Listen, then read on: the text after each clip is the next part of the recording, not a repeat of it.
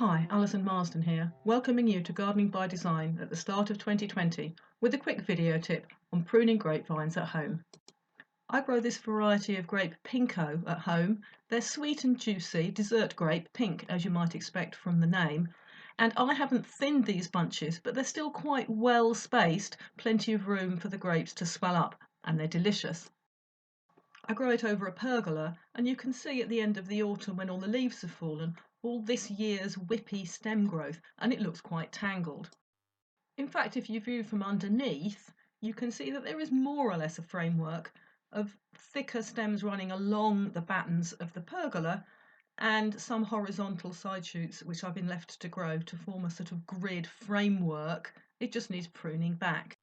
And it is all the current year's growth, these thinner stems growing pretty much vertically up from the main structure, that I'm going to work my way round and cut back, leaving 3 to 4 buds above the framework, and those are going to produce shoots that will have flowers and grapes in the following year. And I'm simply working my way across the whole vine until it's all short and neat and tidy. And at the end of a process, I've got quite a large pile of these long shoots. Don't be afraid to cut back quite hard.